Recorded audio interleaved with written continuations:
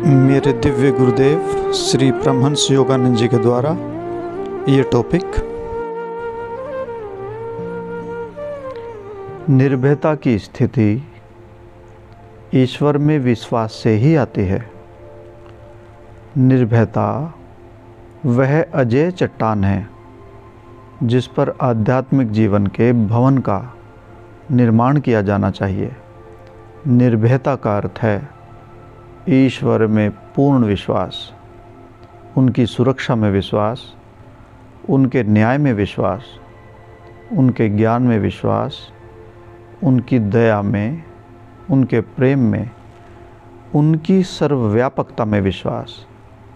ये अनुभव करना कि ईश्वर मेरे अंदर भी हैं और मेरे बाहर भी, मेरे मन के ठीक पीछे, मेरे हृदय में, मन में चल रहे विचारों को, क्योंकि ईश्वर सर्वव्यापी हैं, जान रहे हैं। उनकी सर्वव्यापकता में विश्वास रखना निर्भयता का आशीर्वाद है। भय मनुष्य को उसकी आत्मा की अदम्यता से वंचित कर देता है। भय भीतर में दिव्य शक्ति से निकलने वाली प्रकृति की सामंजस्य पूर्ण कार्य प्रणाली को बाधित करते हुए शारीरिक, मानसिक व आध्यात्मिक विक्षोभ का कारण बनता है। बहुत ज़्यादा भय हृदय को भी रोक सकता है। हार्ट अटैक की बीमारी भी आ सकती है, अचानक मृत्यु भी ला सकती है। लंबी सतत चिंताएं, मनोवैज्ञानिक जटिलताएं तथा दीर्घकालिक घबराहट को बढ़ाती जाती हैं। मानसिक अथवा शारीरिक घबराहट के साथ चेतना को एक रूप करते हुए भय मन और हृदय यानी कि भावना को बाह्य व्यक्ति के साथ जोड़ता है। इस प्रकार यह आत्मा को अहंकार, शरीर तथा भय की वस्तु पर केंद्रित करता है। भक्त को सभी संदेह को यह समझते हुए त्याग देना चाहिए कि ये बाधाएं हैं जो उसकी आत्मा की अविचलित शांति पर एकाग्रता को बाधित करती है। नश्वर मनुष्य में मृत्यु संभवतः अंतिम चुनौती है। इस असंभाविता का भय करना मूर्खता है। यह जीवन काल में केवल एक बार आती है और इसके आने के पश्चात हमारी सच्ची पहचान को प्रभावित किए बिना अथवा हमारे वास्तविक अस्तित्व को किसी भी ढंग से कम किए बिना अनुभव समाप्त हो जाता है। बीमारी भी विश्वास को दी गई एक चुनौती है। बीमार व्यक्ति को स्वयं को अपने रोग से छुटकारा दिलाने के लिए तत्परता से प्रयास करना चाहिए। तब यदि चिकित्सक घोषणा भी करें कि कोई आशा नहीं है तो भी उसे शांत रहना चाहिए, क्योंकि भय सर्वशक्तिमान, दयावान, दिव्य उपस्थिति ईश्वर के प्रति विश्वास की आँखों को बंद कर देता है। चिंता में लिप्त होने की अपेक्षा हमें प्रतिज्ञापन करना चाहिए, हे ईश्वर, मैं आपकी प्रेमपूर्ण देखरेख के दुर्ग में, किले में सदैव सुरक्षित हूँ। असाध्य रोग से पीड़ित एक निर्भय भक्त ईश्वर पर एकाग्र रहता है और शारीरिक कारागार से मुक्त होकर सूक्ष्म लोक में भव्य मृत्यु उपरांत जीवन के लिए तैयार हो जाता है। इस प्रकार वह अपने अगले जीवन में परम मुक्ति के लक्ष्य की ओर अधिक निकटता से पहुंचता है। वह व्यक्ति जो ईश्वर तथा अनश्वर स्वभाव की स्मृति को,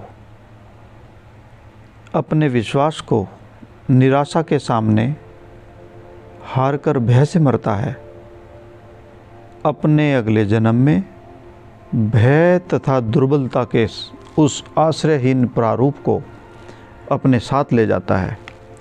यह छाप उसी प्रकार की विपदाओं को भली भांति आकर्षित कर सकती है, उस कार्मिक पाठ की निरंतरता को जिसे अभी सीखा नहीं गया है। वीर भक्त यद्यपि मृत्यु की लड़ाई हार सकता है, तथापि स्वतंत्रता की लड़ाई जीत लेता है। सभी मनुष्यों को यह एहसास होना चाहिए कि आत्मिक चेतना प्रत्येक बाह्य विपदा पर विजय प्राप्त कर सकती है। जब अवचेतन मन के भय व्यक्ति के शक्तिशाली मानसिक प्रतिरोध के होते हुए भी बार बार मन पर आक्रमण करते हैं, तो यह किसी गहरे कार्मिक प्रारूप का, पूर्व जन्मों के कर्मों का संकेत है। भक्त को अपने सचेतन मन को, पूर्ण रूप से जागृत मन को साहस के विचारों से भरकर अपने मन को मोड़ने का और भी अधिक कठिन प्रयास करना चाहिए। आगे और सर्वाधिक महत्वपूर्ण है कि उसे अपने आप को पूर्णतः ईश्वर के विश्वासपूर्ण हाथों में सौंप देना चाहिए। आत्म साक्षात्कार हेतु योग्य बनने के लिए व्यक्ति को निर्भय अवश्य होना चाहिए। सर्वोच्च विश्वास, ईश्वर के प्रति निर्भय समर्पण, जिन जीवन इसका सार और उद्देश्य एक पहेली है, कठिन तथापि अज्ञेय नहीं। अपनी प्रगतिशील सोच के साथ हम इसके रहस्यों में से कुछ का प्रतिदिन समाधान कर रहे हैं, परंतु अपने सभी उपकरणों और रणनीतियों और आविष्कारकों के होने पर भी ऐसे प्रतीत होता है कि हम अभी भी भाग्य के हाथों के खिलौने हैं, कठपुतली हैं, और प्रकृति के प्रभुत्व से मुक्त होने के लिए हमें लंबा मार्ग तय करना पड़ेगा। निरंतर प्रकृति की दया पर रहना निश्चित रूप से यह स्वतंत्रता नहीं है। जब हमें बाढ़ों, समुद्री तूफानों अथवा भूकंपों द्वारा शिकार बनाया जाता है, अथवा जब स्पष्टतः अकारण बीमारी और दुर्घटना हमारे प्रियजनों को हमसे छीन लेती है, तो हमारे उत्साहपूर्ण मनों को असहायता की भावना द्वारा अभद्रता से पकड़ लिया जाता है। तभी हम यह जानते हैं कि वास्तव में हमने अधिक विजय प्राप्त नहीं की है। जीवन को मनचाहा बनाने के अपने सभी प्रयासों के पश्चात भी कुछ इस ग्रह पर लगाई गई अनंत तथा अज्ञात प्रज्ञा शक्ति द्वारा मार्गदर्शित कुछ स्थितियां हमारी पहल के बिना सदा कार्यरत रहेंगी, जो हमारे नियंत्रण को बाधित करती हैं।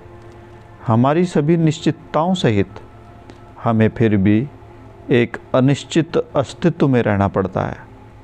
यहीं से हमारी सच्ची अनश्वर आत्मा और सर्वोच्च देवता ईश्वर, जिसके प्रतिबिंब में आत्मा बनी है, पर भय रहित निर्भरता की आवश्यकता की बात आती है। एक विश्वास जो बिना अहंकार के कार्य करता है और प्रसन्नतापूर्वक, बिना घबराहट अथवा विवशता के परिश्रम से आगे बढ़ता है, उस उच्चतर शक्ति ईश्वर के प्रति पूर्ण निर्भय समर्पण कर दें। यदि आप यह संकल्प लेते हैं कि आप स्वतंत्र और निर्भय हैं, और फिर कल आपको कोई जुखाम हो जाता है और बहुत बीमार हो जाते हैं, तो इस बात पर कदापि ध्यान न दें, दुर्बल बिल्कुल न बने। अपनी चेतना को अपने विश्वास में दृढ़ रहने का आदेश दें। आत्मा को बीमारी द्वारा दूषित नहीं किया जा सकता। शरीर के रोग आपके अवचेतन मन में बसी बीमारी की स्वरचित आदतों के नियम द्वारा आपके लिए आते हैं। ऐसे कार्मिक प्राकट्य विश्वास की प्रभावकारिता तथा सक्रिय शक्ति का खंडन नहीं करते। विश्वास के पतवार को पकड़े रखें और अप्रिय परिस्थितियों के धक्कों पर ध्यान न दें। दुर्भाग्य को कोप की तीव्रता से अधिक तीव्र अपने संकटों से भी अधिक साहसी हो जाएं। यह नया विश्वास आप पर जितना अधिक शक्तिशाली प्रभाव डालेगा, उतनी ही अधिक दुर्बलता के प्रति आपकी दासता यथा अनुपात रूप में क्षीण होगी। प्रभु के आदेश के बिना रक्त की एक भी कणिका नहीं चल सकती, न ही श्वास की एक झोंका भी आपके नथुनों में प्रवेश कर सकता है। अतः ईश्वर के प्रति पूर्ण समर्पण ही ईश्वर की कसौटी है। यह समर्पण आलस्य नहीं है। ईश्वर से आपके लिए प्रत्येक कार्य करने की आशा करना नहीं है। इच्छित परिणाम लाने के लिए आपका भरसक प्रयास भी आवश्यक है, अपितु यह प्रेम द्वारा ईश्वर के प्रति समर्पण और उनकी प्रभुता का सम्मान है। जय गुरु जी।